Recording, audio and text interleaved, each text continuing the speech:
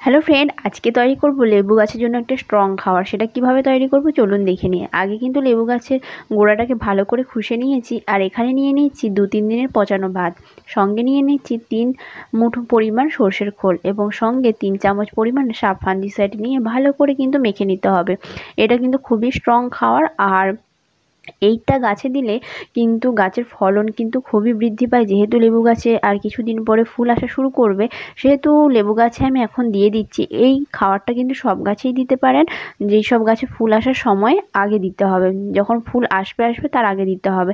তো আমি খাবারটাকে রিং বরাবর দিয়ে দিচ্ছি। একদমই খাবারটাকে একদম গাছের গোড়ায় দিয়ে দেবেন না, মাটি খুঁড়ে কিছুটা পরিমাণ মাটি বের করে কিন্তু গাছের গোড়ায় এভাবে দিতে হবে। আমার গাছে তো মাটিটা একটু কম ছিল, সেই জন্য একটু মাটি দিয়ে নিচ্ছি।